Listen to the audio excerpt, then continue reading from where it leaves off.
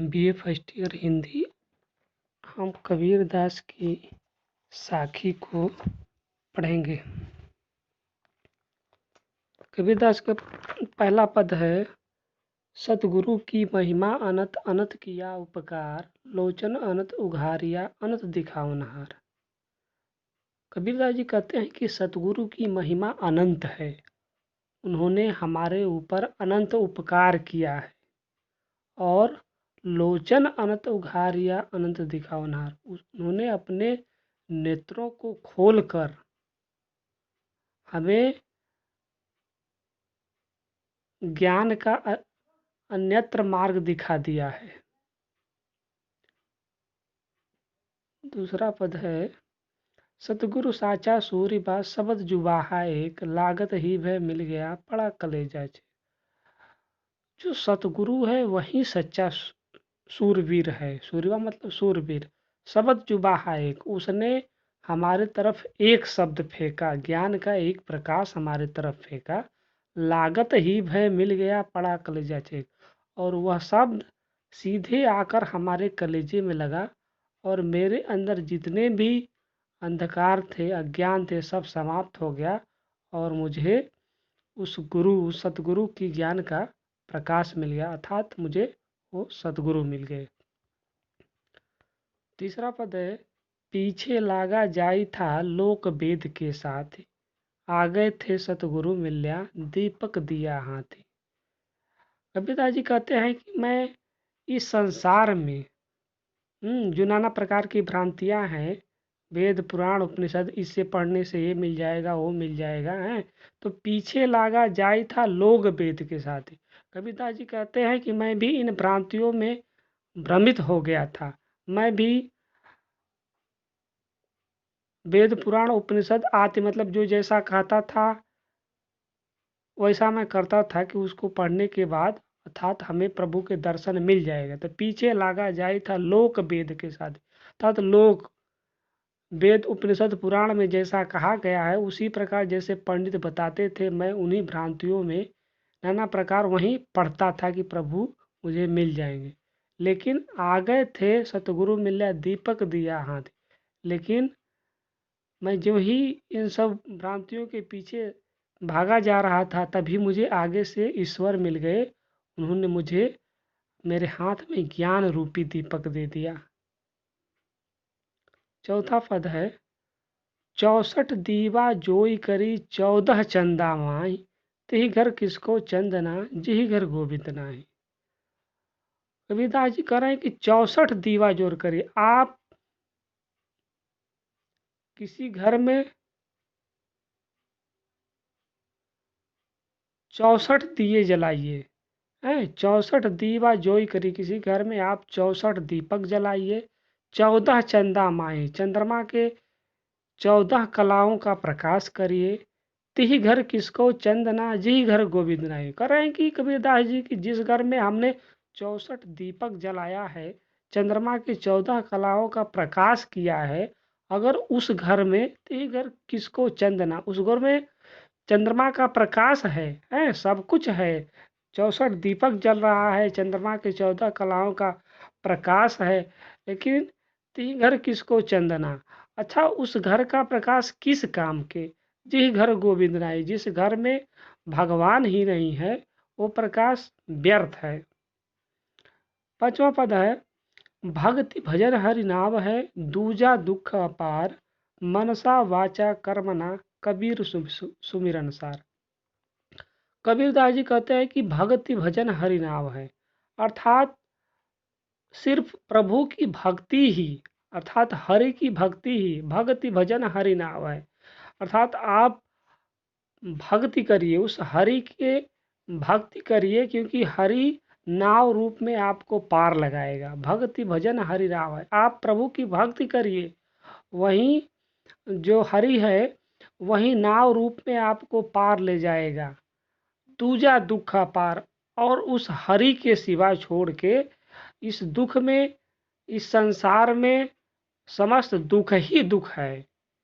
मनसा वाचा कर्मना कमीर सुख सुमिर सा। कबीरदास जी कहते हैं कि मैं मन वचन और कर्म से उस हरि का सुमिरन करता हूँ, हरि का नाम जपता हूँ।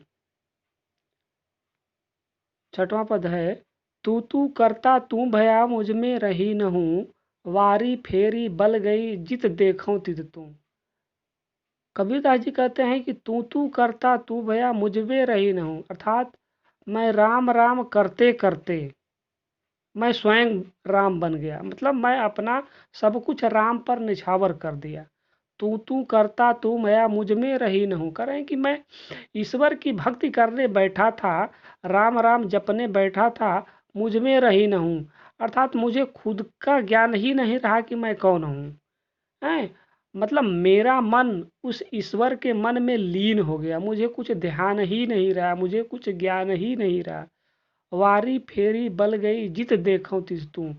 कबीरदास जी कह रहे हैं कि मेरा जो कुछ भी था, वारी फेरी बल गई, मेरा जो कुछ भी था उसने उसको मैंने प्रभु पर निछावर कर दिया। जित देखो तित तू। अब कबीरदास जी कह रहे हैं कि मैं जिधर भी देख रहा हूँ उधर प्रभु मुझे दिखाई दे रहे हैं। जी हरि जैसा जान या जिनको तैसा लाभ। हरि को जिस रूप में जिन्होंने जान लिया उनको वैसा ही लाभ मिला। ओसो प्यास न भाजई जब लगी धसे न आप। कहते हैं कि जिसको प्यास लगता है तो ओस से उसकी प्यास नहीं बुझेगी, क्योंकि जो प्यासा व्यक्ति है तो उसको किसी तालाब में ही डूबना पड़ेगा, तालाब में ही पानी मिल सकता है, ओस से उसकी प्यास नहीं मिल सकता। इसी प्रकार जिसको इन्होंने हरि को जैसे समझा जैसा जाना उनको उतना ही लाभ मिलेगा, क्योंकि ओस से प्यास नहीं बुझ सकती, व्यक्ति को किसी तालाब में ही डुबकी लगानी पड़ती है तभी उसका प्यास बुझेगा। लंबा मार्ग दूर घर बिकट पंथ बहुमार। है, लंबा मार्ग दूर घर बिकट पंथ बहुमार, कहो संतों क्यों पाइयो दुर्लभ हरि दीदार। कबीरदास जी कह रहे हैं कि ईश्वर के घर हमको जाना है, लेकिन लंबा मार्ग, जो मार्ग है वो बहुत ही लंबा है। दूर ही घर, जो ईश्वर का घर है, हरि का घर है, वो बहुत दूर है। बिकट पंथ बहुमार, और रास्ता बहुत कठिन है। हाँ, बहुमार, उस रास्ते में मार काट करने वाले चोर लुटेरे डाकू हैं। तो कबीरदास जी कह रहे हैं, कहो संतों क्यों पाइए, कहो संतों तुम कैसे पाओगे दुर्लभ हरि दीदार। उस हरि का दर्शन बहुत दुर्लभ है, तुम कैसे पाओगे। चकई बिछड़ी रैण बिनी, चकई बिछुरी रैन की आय मिली प्रभाति, जो जन बिछड़े राम से ते दिन मिले न राति। कबीरदास जी कहते हैं कि चकवा चकई दो पक्षियाँ होती हैं जिन्हें रात्रि में दिखाई नहीं देता है वो रात्रि के समय एक दूसरे से बिछड़ जाती हैं। तो चकई बिछुरी रैन की आय मिली प्रभाती, रात्रि में चकवा चकई जो पक्षी हैं वे बिछड़ जाते हैं और सुबह आकर दोनों मिल जाते हैं। लेकिन कबीरदास जी कह रहे हैं, जे जन बिछुड़े राम से ते दिन मिले न राते, अर्थात जो राम से बिछड़ जाता है, जो राम को भूल जाता है, जो हरि को भूल जाता है, वो तो ना उनसे कभी दिन में ही मिल पाता है और न ही रात में ही मिल पाता है। 10वां पद है, बहुत दिनन की ज्योवती बाट तुम्हारी राम, जीव तरसे तुझ मिलन को मन नाही विश्राम। हैं, कबीरदास जी कह रहे हैं कि बहुत दिनन की ज्योति, हे राम मैं बहुत दिनों से ज्योति मैं तुम्हारा प्रतीक्षा कर रहा था, बहुत दिनों की ज्योति बाट तुम्हारी राम, हे राम मैं बहुत दिनों से तुम्हारी प्रतीक्षा कर रहा था। जीव तरसे तुझ मिलन को मन नहीं बसा, मेरा जो जीव है, मेरा जो मन है, जो शरीर है, वो तुमसे मिलने के लिए तरस रहा था, मन नहीं विश्राम, मेरे मन में एक क्षण भी आराम नहीं था। 11वां पद है, बिरहिन उठे भी पढ़े दर्शन कारणि राम, अर्थात एक बिरहड़ी है जो के लिए प्रभु के दर्शन के लिए तरस रही है।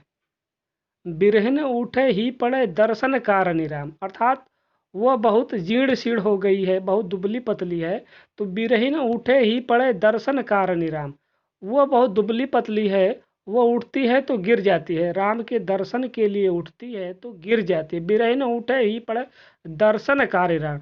जो बिरहिणी है वो राम के दर्शन के लिए उठती है लेकिन वह गिर जाती है।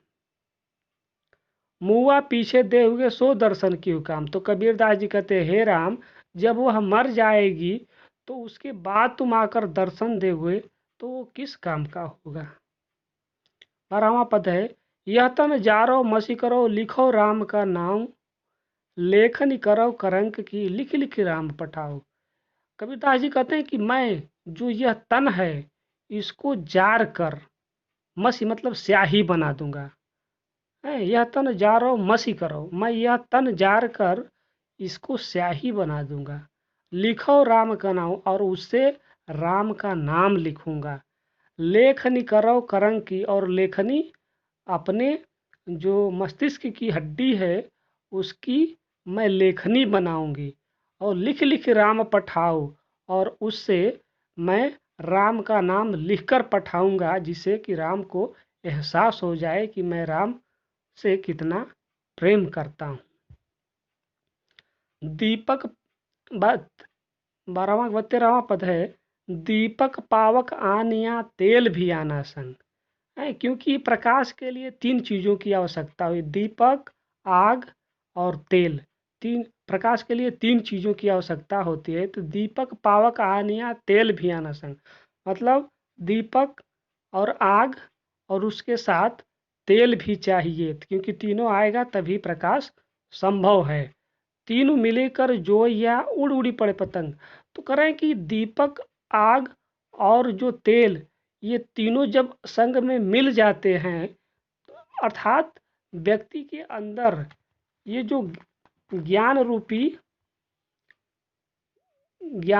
दीपक हैं, तो ये जब जल जाते हैं, प्रकाशित हो जाते हैं, तो उनके अंदर जो दीपक पावक आनिया तेल भी आना संग, तीनों मिलकर जो या उड़ उड़ पड़े पतंग। तो व्यक्ति के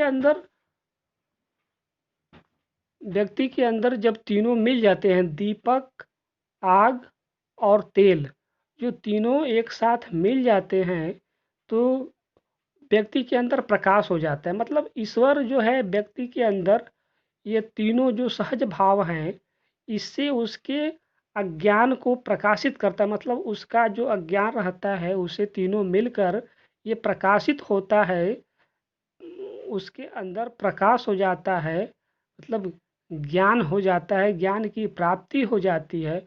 तो उसके मन में जो वासनाएं रहती है, जो ईर्ष्या रहता है, क्रोध, काम, लोभ, मोह, ये सब जितने भी जड़ता रहती है, तीनों मिलकर जो ये जब ये तीनों मिलकर प्रकाशित हो जाने हैं, व्यक्ति का मन ज्ञान से भर जाता है, तब उड़ उड़ पड़े पतंग। तो उस प्रकाश में उसके अंदर जितने भी काम, क्रोध, लोभ, मोह, जितनी भी वासनाएं रहती है, वो सब पतंगे के समान उड़ उड़ कर उसमें नष्ट हो जाती है, जर जाती है, उसका मन शुद्ध हो जाता है।